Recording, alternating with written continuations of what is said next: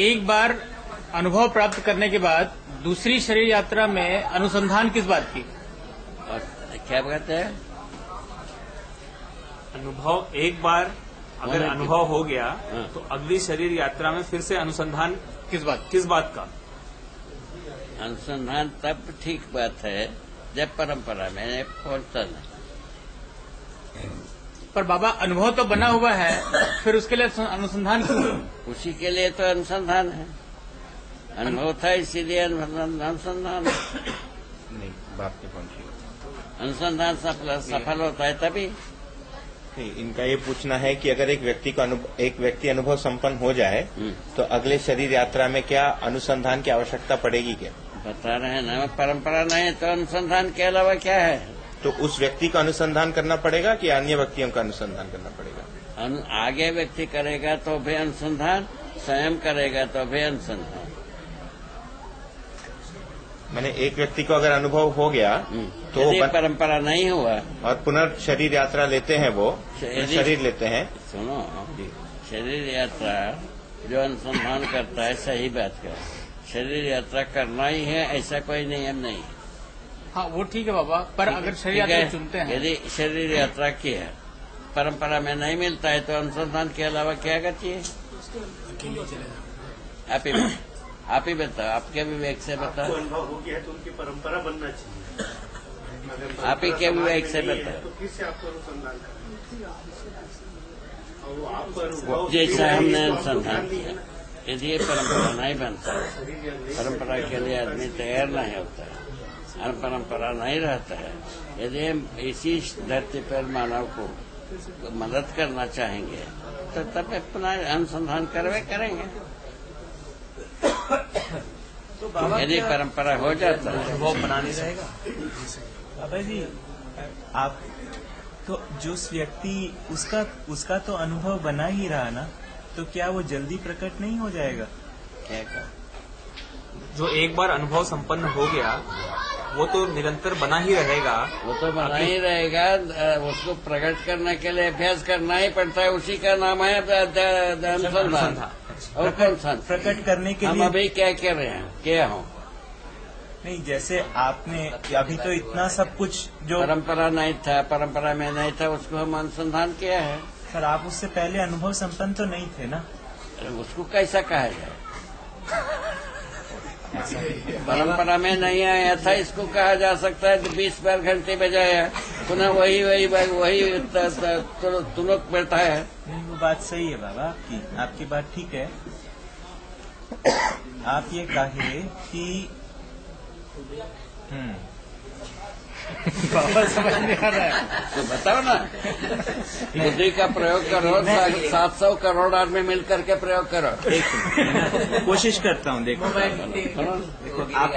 आपने जो कहा मैं उसको रिपीट करने का कोशिश करता हूँ। हो सकता है मैंने गलत सुन लिया है ना। आपने जो शुरू किया है ना, मैं ऐसा माना कि परंपरा में अनुभव नहीं था, परंपरा में प्रमाण नहीं था। प्रमाण नहीं था ना, अनुभव नहीं था, नहीं कहा। परंपरा में कोई प्रमाण नहीं है ना, तो उस लिए आपने अनुसंधान किया। अनुसंधान पूर्वक आपने अनुभव किया। उसको परंपरा में डालने के काम कर रहे हैं। एक मिनट, अनुसंधान पूर्वक आपने अनुभव किया है ना, उससे पहले आपके पास में अनुभव नहीं था ना? इस शरीर यात्रा में है ना। तो आपने जो शुरू किया, परंपरा में प्रमाण नहीं था, इसलिए अनुसंधान किया। प्रमाण के लिए हम अनुसंधान किया, प्रमाणित करने के लिए काम कर रहे हैं। हाँ, प्रमाण यदि परंपरा में पहुंचता है तो हमको अनुसंधान करने की जरूरत नहीं है। परंपरा में उसको अभ्यास करने की जरूरत। पुनः यदि शरीर यात्रा करेंगे, जहाँ कहीं भी शरीर यात्रा करेंगे वहाँ मिलेगा ये। ठीक होगा।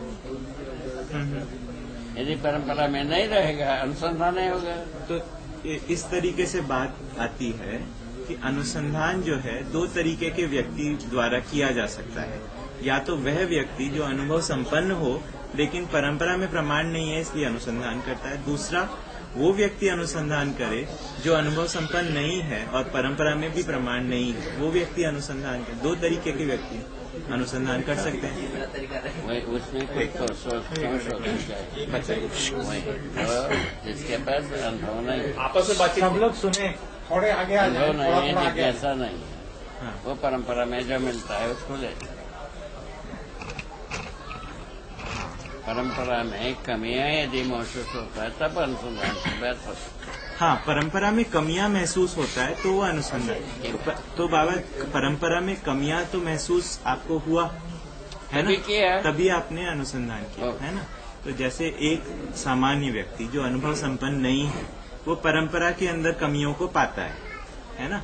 सामान्य व्यक्ति वो देखता है कि है ना, ये उससे पीड़ित होता है। उससे पीड़ित होता है, उससे अनुसंधान करता है। पीड़ित होने के बदले में सोचता है यदि अनुसंधान की जरूरत तो अनुसंधान कर सकता है तो करेगा। हाँ, तो परंपरा एक के- सामान्य व्यक्ति भी अनुसंधान करता है अगर वो परंपरा से पीड़ित होता है और पीड़ित उसको होता है जिज्ञासा तब- बनती है ना? पीड़ित होना पर्याप्त नहीं है। हाँ। समाधान को समाधान चाहना। चाहना तीव्र इच्छा से। तीव्र इच्छा से समाधान को चाहना।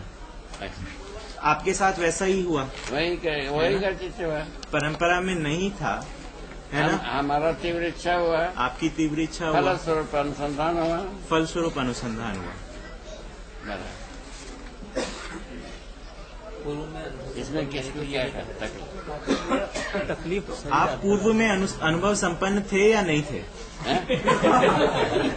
हाँ बाबा साहब, आप पूर्व में अनुभव संपन्न थे या नहीं थे? उसका जो कोई प्रमाण नहीं है। पर आप थे या नहीं थे? पुनः वही रोग वही का वही रोग तो है बाबा, लेकिन रोग है, उसको सुनना पड़ेगा। बताइए। तो इसका कोई प्रमाण नहीं। प्रमाण विहीन बात को हम बात नहीं कर सकते, आप कर सकते, आपका अधिकार। क्योंकि हम समझने का कोशिश कर रहे हैं, तो अधिकार है हमें पूछने का। प्रमाण विहीन बात करना आप ही के अधिकार की है, वो हमारा बात ठीक अधिकार है, की नहीं है। ठीक बात है ये बाबा। हम अपने कमजोरी बता रहे हैं। नहीं, वो कमजोरी नहीं, वो अधिकार है आपका। ठीक, हमारा हम यदि पहले जागृत होंगे उसका कोई प्रमाण नहीं। अच्छा। इसीलिए हम अनुसंधान कहते हैं। परंपरा में किसी ने प्रमाण प्रस्तुत किया, ऐसा भी हम पाए नहीं, इसीलिए अनुसंधान कह रहे हैं।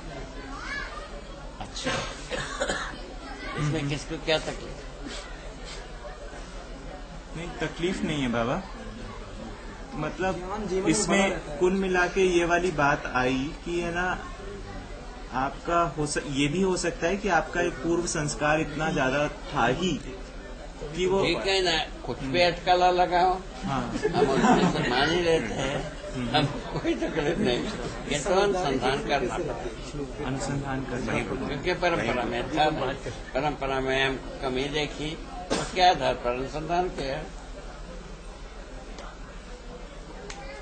तो आप उसमें मतलब कोई रहस्य नहीं रखना चाहते। आपने कहा कि परंपरा में नहीं था, मैंने अनुसंधान किया, फलस्वरूप प्रमाणित है ना। उसके अलावा क्या कहा जा सकता है बताओ? पर आप क्या कहना चाहते हैं आप? मैं सिर्फ ये समझ नहीं पा रहा हूँ कि है ना, आप जिस स्थिति से शुरू किए है ना, जहाँ तक अभी तक जो भी मैंने आपसे सुना, वो सब वर्णन कर दिया है व्यवहार। हाँ, वो एक सेकंड। देखो, हमारा परंपरा में, हमारा परिवार परंपरा में है, हाँ। हर पीढ़ी में हाँ। एक या दो सन्यासी होते थे। हमारा पीढ़ी में भी हम 3 भाई हैं, उनमें से एक व्यक्ति सन्यासी। मैं ऐसा रहता हूँ जैसा आपके सम्मुख है। हमारा ज्येष्ठ भ्राता वेद विचार के अनुसार कर्म कांडों को पूरा करते हुए शरीर को पूरा किया। इसका हम गवाही हूँ। अब क्या चाहते हैं? नहीं, इससे एक बहुत बड़ी बात ये क्लियर होती है कि परंपरा को जागृत होना बहुत आवश्यक है, नहीं तो चाहे अनुभव संपन्न हो या ना हो, उसको अनुसंधान करना पड़ेगा। मतलब ही नहीं है, ओहो, मतलब ही नहीं है। इसीलिए कह रहे हैं व्यक्ति कोई जागृत हुआ कि नहीं है, ऐसा कुछ कहना बनता नहीं। सुनो तो सही। जब दो साधुओं से पूछे, हाँ। उसका उत्तर यही है, भाई ये तो व्यक्ति के बारे में हम कुछ नहीं कह सकते, तो कैसा जागृत हुआ नहीं हुआ, ये तो परंपरा में प्रमाण नहीं है। बाबा, आज ये एक नई बात पता लगी आपसे। ठीक है जी, यही जुगाड़ यही। इसी जुगाड़ के साथ हम ईमानदारी के साथ बात कर सकते हैं। ठीक बात है बाबा। बाकी इसका कोई तरीके ही नहीं मिलता ईमानदारी से बात करने के। ठीक हो गया?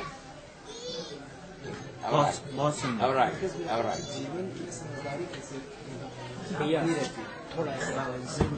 ठीक है, इसी जगह। हाँ, करो। बाबा आपने कहा कि शरीर के साथ जागृत अवस्था में है, शरीर छोड़ने के बाद भी जीवन जागृत ही बना रहता है। रहते हैं तो फिर दोबारा शरीर चलाने तक पुनः पुनः शरीर चलाए तो फिर गड़बड़। हाँ, उसके बाद जो है ना शरीर के द्वारा उतना ही अभ्यास करना पड़ता है जो अध्ययन करने के अध्ययन विधि से। यदि परंपरा में जीवित रहेगा सच्चाई, यदि परंपरा में सच्चाई जीवित नहीं रहेगा, अनुसंधान करो, दूसरा कोई रास्ता नहीं। जीवन में वो समझ बनी रहती है कि नहीं, ये पूछो। जीवन में वो समझ बनी रहती है। बाबा जीवन में वो समझ बना ही रहता है। अभ्यास तो शरीर के द्वारा ना व्यक्त करेंगे तो जो फिर बाद में जो अभ्यास होगा वो इस शरीर यात्रा में जैसा करके हम पाए थे वैसा ही करना पड़ेगा कि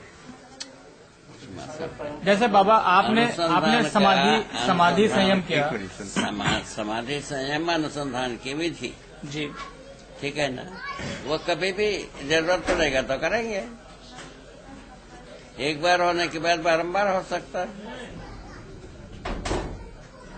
हिम्मत की बात है। परंपरा के अध्ययन यदि रहता है, परंपरा में अध्ययन शून्य रहता है और परंपरा में सुविधा संग्रह की लिप्सा रहती है, उसी में हम डूब जाता हूँ। कई के लिए होगा? ये तो हम अनुसंधान किए हैं, हम उसमें डूबना नहीं है। किसी भी जन्म में अनुकूल पड़ता है तो हम अपने शरीर यात्रा शुरू करेंगे, अनुकूल नहीं पड़ता है तो नहीं करेंगे। ये अधिकार हमारे पास आ चुका है। अब क्या चाहते हैं? ये बात पूरा हो गया।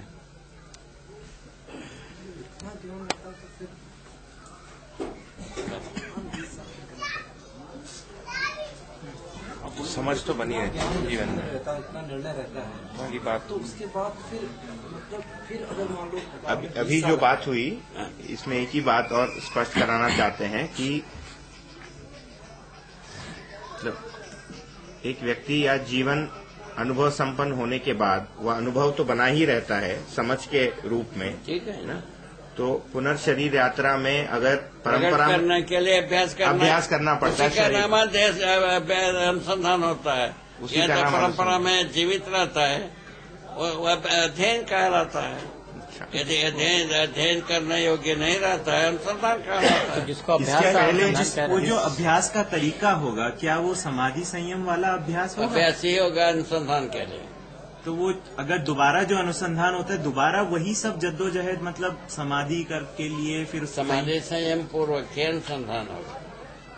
तो मतलब एक बार आप किए हैं, उसके बाद दोबारा मतलब आपको वही स्थितियों को पहुंचना होगा। परंपरा में जीवित न रहने की में स्थिति। हाँ, मतलब ऐसा अगर होता है तो इसमें किसको क्या तकलीफ? नहीं, ऐसा उसके साथ और एक बताया आपको, हम अनुकूल परिस्थिति में हम जन्म लेने चाहेंगे तब जो है ना जीवित रहने की स्थिति में ही जीवित शरीर यात्रा करेंगे। ठीक बात। अनुकूल नहीं रहेगा तो हम वैसे ही रहेंगे। हम प्राप्त कर चुका हूँ। हाँ, शरीर छोड़ करके सुखी रहना। ठीक बात। अब शरीर के द्वारा मैं सुखी होने के लिए तो शरीर यात्रा करता हूँ। और क्या चाहते हैं? तो आपके सब कुछ प्राप्त होने के बाद में इस धरती के ऊपर परंपरा की बात है भाई, उसी को तो सिर कूट रहे हैं। और क्या कर रहे हैं? नहीं, वो ठीक बात है बाबा। सिर कुटाई किस बात की? परंपरा के अर्थ में। बाबा ये वाली जो बात है कि अनुभव संपन्न होने के पश्चात अगर परंपरा में जागृति का स्रोत अगर नहीं बना रहा है ना, तो पुनर्शरीर यात्रा में समाधि संयम विधि से गुजरना पड़ेगा। यदि संयम है तो अनुसंधान करना होता है। नहीं तो समाधि के पूर्व में वो जो समझ के मतलब बुद्धि में और आत्मा में जो समझ है ना बुद्धि में जो समझ है और आत्मा में जो अनुभव हुआ, ये तो बना ही रहेगा ना। वो तो रहेगा, तभी तो अभ्यास करना पड़ता है शरीर के द्वारा प्रमाणित करने के लिए। पर उस अभ्यास के लिए समाधि की क्या आवश्यकता है, ये दूसरा स्पष्ट कोई रास्ता नहीं है। परंपरा में मिलता नहीं तो क्या दूसरा अवस्था, दूसरा कौन सा रास्ता अच्छा, रहा? समझ में आया। देखिए इसमें ऐसा है कि है ना, परंपरा में कल्पनाशीलता ही सजेगी ना, पर कल्पनाशीलता को चुप करने के लिए समाधि करनी पड़ेगी। नहीं, पर आप में तो है ना समझ, आप में है, पर अनुभव रहता है। वो कल्पनाशीलता में आने के लिए अभ्यास करना होता है। उस अभ्यास के लिए उसी का नाम है अनुसंधान। अच्छा, और उस अभ्यास के लिए समाधि संयम वही विधि है, हम जो जानते हैं। और कोई विधि होता बताते रहेंगे लोग। मैंने अच्छा, आप ये कह रहे हैं कि बुद्धि और आत्मा में तो वस्तु बनी रहती है, इसके बावजूद अगर प्रकट करने के लिए अभ्यास करना पड़ता है। और उस अभ्यास में वापस इच्छा विचार आशा को चुप करके फिर उसमें संयम करना पड़ता है। वही बात। अगर ऐसी स्थिति बट माने आई कांट से कि मैं ये नहीं कह सकता हूँ कि मैंने जो अनुसंधान किया उससे पहले मैं अनुभव संपन्न था या नहीं था। इतना कह सकता हूँ कि प्रमाण जो था उस समय नहीं था, इसलिए अनुसंधान करना पड़ा। माने एक विधि से मन, वृत्ति और चित्त जो है ये लॉक हो जाता है और उसको फिर अनलॉक करना पड़ता है। वही that is the need for परंपरा में। शरीर के साथ तदाकार हुए बिना संवेदनाएं व्यक्त होते नहीं। संवेदनाओं के साथ भुलावा न होने के लिए हमारा परंपरागत जानकारी में फेलसी दिखा तो अनुसंधान की प्रवृत्ति ये बनता है। एक विधि ये हुआ। दूसरा विधि ये हुआ, हम अनुकूल परिस्थिति में शरीर ग्रहण करना, शरीर यात्रा करना हुआ। दो में से एक होगा। जीवन जो जैसा स्वीकार कर ले, उसके लिए कोई उपदेश नहीं है जी। किसी व्यक्ति को स्वयं इवन बेटर नो किसी व्यक्ति को अपने पुनर्जन्म की यात्रा याद रहती है, वो किस प्रकार से याद बताता रहता है। और कुछ बहुत अच्छा हुआ बाबा, लगाओ और कुछ नहीं ये आपका ये पॉइंट जो क्लैरिफाई होने से ना, उससे काफी मदद मिला। हम मानता हूँ ना भाई, इसको और स्पष्ट करना होता और स्पष्ट कर लो। हमको कोई तकलीफ नहीं, कोई तरीका हो स्पष्ट कराने के उसको लगाओ। नहीं तो क्या इससे ये वाली बात स्पष्ट हुई कि आचरण में, शिक्षा में, व्यवस्था में आना कितना जरूरी है। यही परंपरा है, यही परंपरा है, वरना फिर से अनुसंधान करना पड़ेगा। इसके लिए इसी के लिए अनुसंधान, इसी के लिए अनुसंधान के लिए, इसी के लिए है। हाँ, ये नहीं होता है तो पुनः अनुसंधान करो, या नहीं तो अनुकूल परिस्थितियां होने के बाद शरीर यात्रा करो। ठीक है बाबा। ये मान लिया कि ये धरती में जरूरत नहीं है, तब तो दूसरा धरती खोज लो। ठीक बात है। अनुकूल परिस्थितियां सब ट्रायंगल किन परिस्थितियों को अनुकूल करेंगे?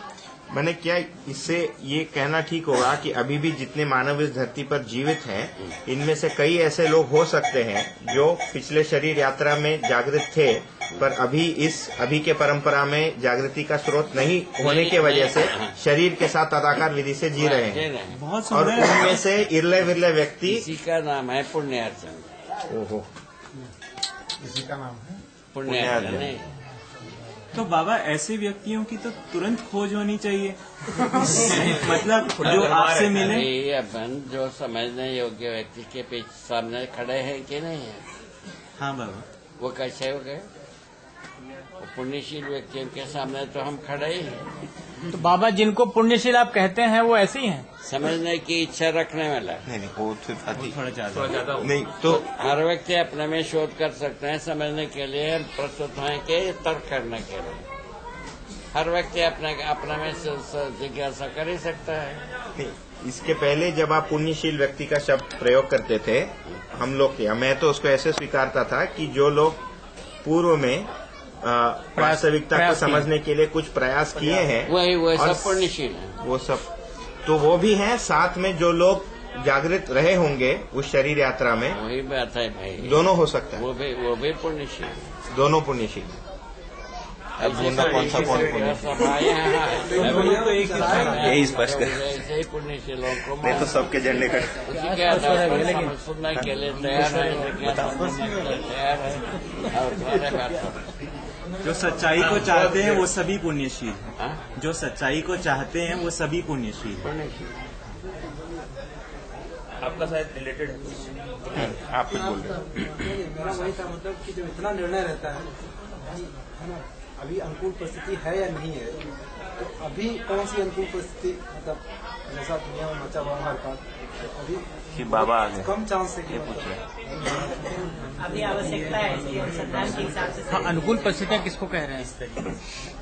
अनुकूल परिस्थितियाँ किसको कह रहे हैं? आपका ये पूछना है कि जैसे आपने कहा कि अनुकूल परिस्थिति होने से पुनर्शरीर यात्रा लेना हो सकता है ना, तो ये परंपरा में तो अभी ये पूछ रहे हैं कि अभी किस प्रकार की अनुकूल परिस्थिति थी कि आप शरीर यात्रा लेने का निर्णय लिए, जब भी लिए। ऐसे ही माना नियति विधि से ये आई है, इसलिए नियति विधि से अनुकूल परिस्थिति बनती जा रही है। श्री राम भैया, जी। प्रश्न जो है ना, इस प्रश्न को भी और क्या आपके प्रश्न को एक दोबारा से फ्रेम करिए, मतलब इस प्रकार से। आप क्या पूछना कर बताइए। मतलब अभी तक की जो समझ, अभी तक की जो मान्यता बनी थी, उसको मान्यता कह लिया जाए कि जहाँ तक हमारी समझ पहुंची है अगली शरीर यात्रा में, उसके आगे चलते हैं। यदि हम समझ को 1 to 100 की स्केल में रखते हैं, पूर्णता की समझ को जी बाबा जी, और हम मान लीजिए 70 तक पहुंच गए, तो क्या अगली शरीर यात्रा में वापस 0 से शुरू करना है? आपका ये पूछना है कि अभी तक ऐसे मान रहे थे कि इस शरीर यात्रा में अगर समझ में हमारा कुछ गति बनता है, जैसे मान लीजिए कुछ साक्षात्कार हुआ, अवधारणा बनी, और मान लीजिए अनुभव नहीं हुआ, तो अगले शरीर यात्रा में क्या उसी स्थिति से शुरू करेंगे या पीछे खिसक जाएंगे? शुरू करेंगे, जल्दी होगा, जल्दी समझने के अधिकार बनता है। नहीं हो जाएगा। यात्रा तो फिर से करनी पड़ेगी। हमारे 0 से करना है। यस, पर स्पीड आपकी बहुत अच्छी हो सकती है। हाँ, जल्दी होगा। उसी जगह से है ऐसा नहीं कह रहे, उसी जगह से है ये नहीं कहा, पर जल्दी होगा। नहीं, मतलब शुरू वापस 0 से करना है, गति इस बार थोड़ी जल्दी हो जाएगी। जन्म लेना ही मतलब फिर से 0 से शुरू है। फिर से ABCD खाना कैसे?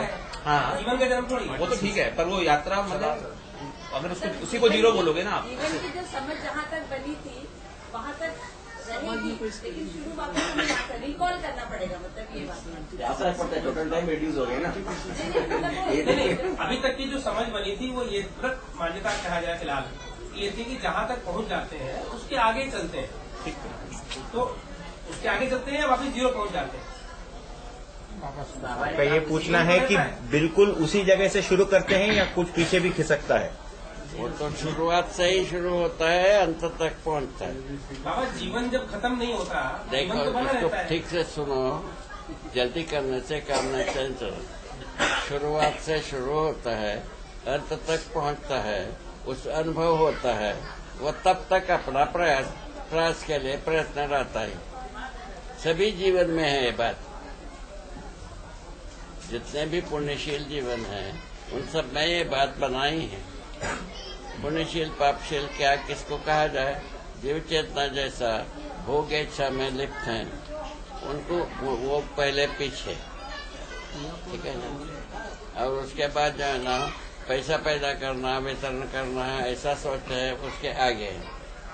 और उससे जो बदतर जो होते हैं, तो युद्ध करना है, सबको मारना है, हमको जीवित रहना है। 3 प्रजाति की मानसिकता है कि नहीं है? आपको समझ में आता है कि नहीं है?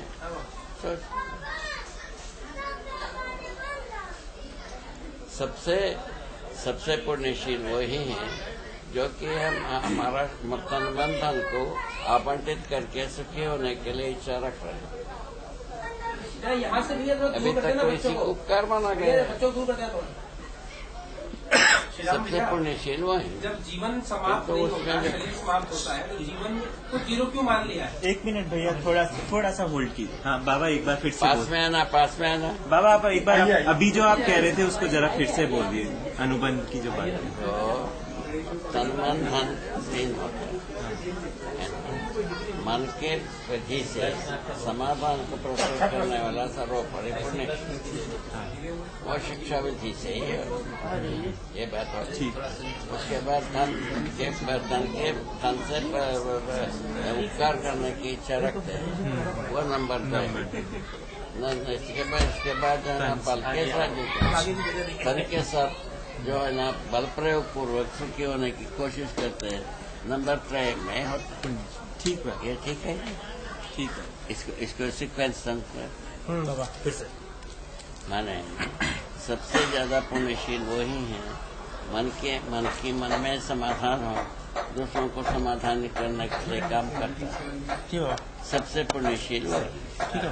और उसके बाद दूसरा पुण्यशील वही है धन को उपार्जन करें, बांटें, कम से कम उपभोग करें, ऐसा सोचते हैं। वो सेकंड लाइन के तो पुण्यशील है, थर्ड पुण्यशील वही है।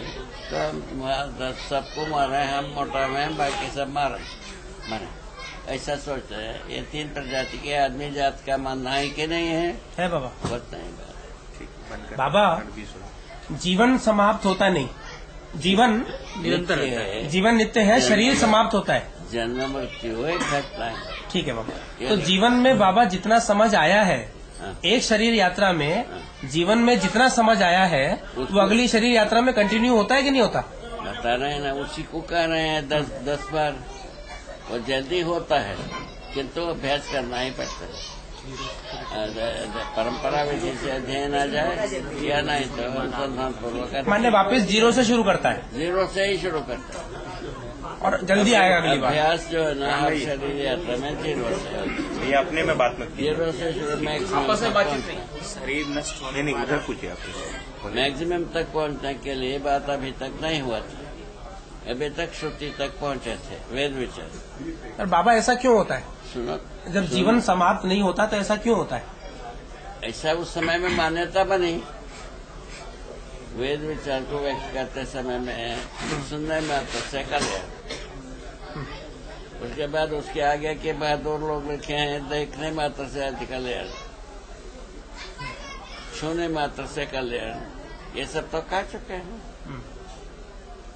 ये सब हो चुका है। एक भी परिवर्तन नहीं हुआ, तब पुनः अनुसंधान की जरूरत पड़ा है, हम कर चुके हैं। अनुसंधान से क्या तात्पर्य है बाबा? है? अनुसंधान से क्या तात्पर्य है? अनुक्रम से, अनुसंधान से, हाँ, अनुसंधान से क्या है, क्या मतलब है?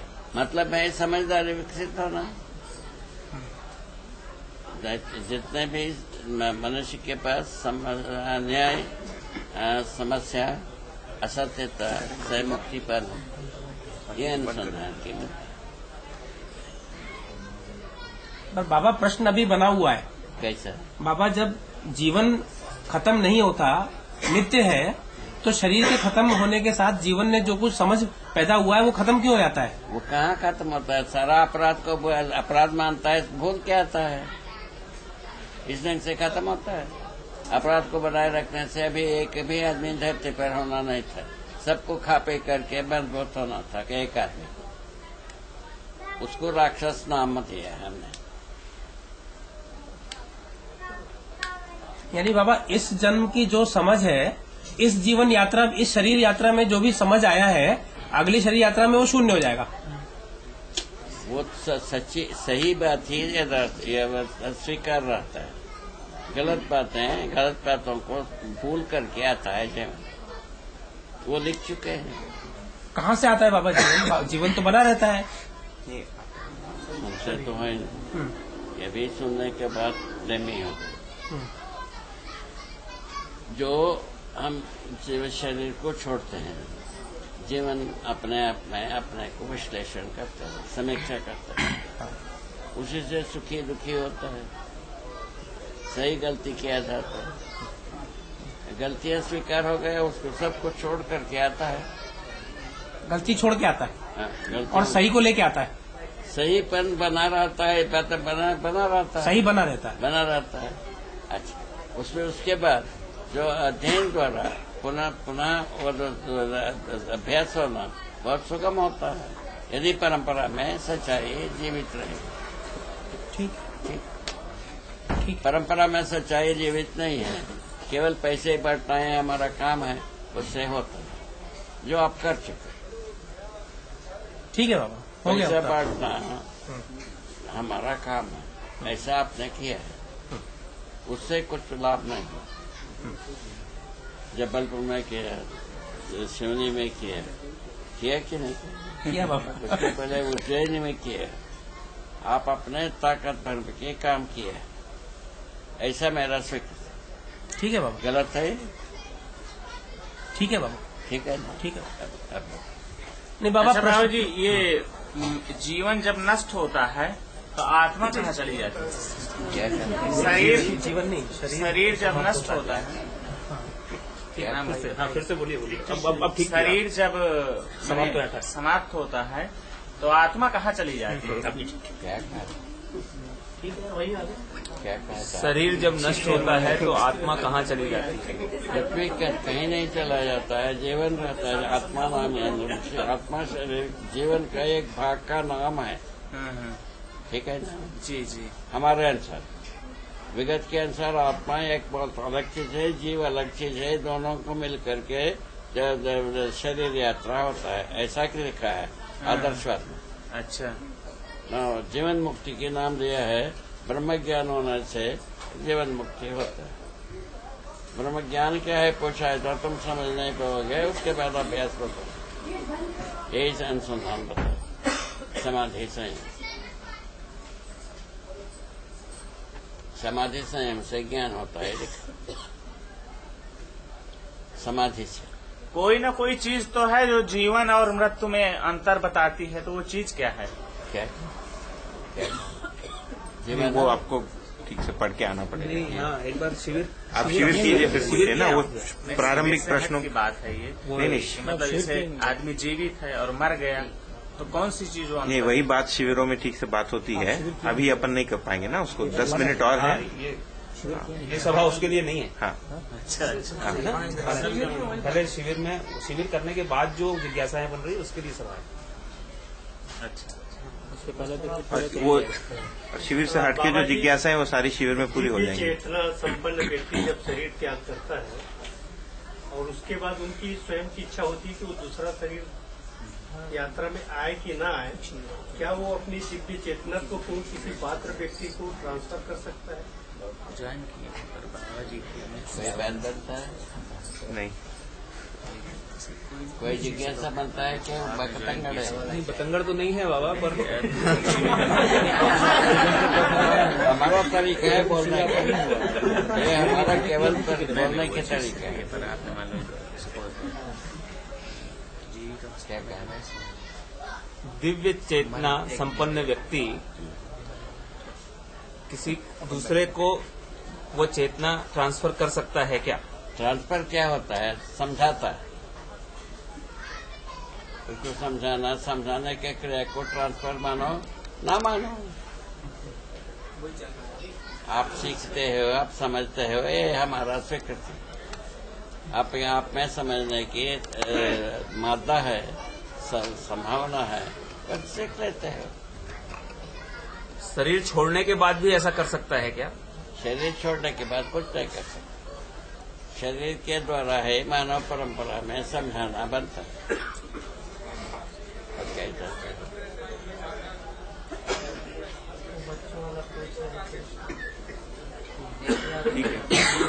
दिव्य चेतना संपन्न जीवन पुनः स्वयं होकर शरीर धारण करना चाहता है कि उसको कोई नियत विधि से अपने आप मिलता है उस कालावधि बाद? दिव्य चेतना संपन्न युक्त जीवन हो गया। आखिरी 5 मिनट है, और कुछ है तो बताइए। 5 मिनट और। खुद के निर्णय में रहता है वो। कुछ नहीं बाबा। और कोई सार बात हो तो बताइए। हाँ, परेशान हम सुन करके करते करते हो जाओ। श्री राम जी, दूसरे शरीर कई लोगों को पूर्व जन्म की जो याद रहता है। याद रहता है, वो किस प्रकार? पूछो क्या? पूर्व जन्म की किसी को याद रहता है, वो किस प्रकार? पिछले शरीर यात्रा का याद रह जाता है किसी किसी को, वो क्या घटना है? वो तो बस घटना दुर्घटनाओं के साथ रहता है। क्या बहुत ज्यादा लगाव के साथ होता है। हमने एक आदमी को देखा था, स्वरमूर्ति, उनका नाम हम लोगों ने लिए थे। हमारे सामने एक संतान पैदा हुआ, वो जन्म से ही संगीत को बोलने लगा। संगीत का सप्त स्वरों में पारंगत व्यक्ति होते हैं, ऐसा बात सुनाया। ऐसे व्यक्ति को हम देखे, किंतु वो चीज 10-11 वर्ष तक रहा, उसके बाद सब बोल गए। पुनः शुरुआत से अभ्यास करना पड़ा। इतना हम देखे, आप जो देखे हो आप जानते।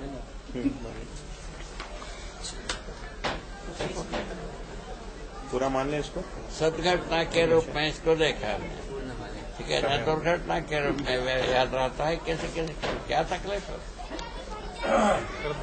किसी ने किसी को कत्ल किया वो याद रह सकता है, लूट लिया उसका याद रह सकता है। ऐसे बात दुर्घटनाओं का है, हमने ज्यादा सुना, हम देखा वो एक ही आदमी को सही नहीं से सदघटना के रूप में स्वरमूर्ति नाम दिया, उसी आधार पर आगे हो गया। इससे कोई फायदा हो गया संसार को, ऐसा कुछ हुआ बाबा? इससे नहीं, वर वाले आदमी नहीं, उससे नहीं। आपकी बात से हुआ। पूरा हो गया बाबा, हो गया।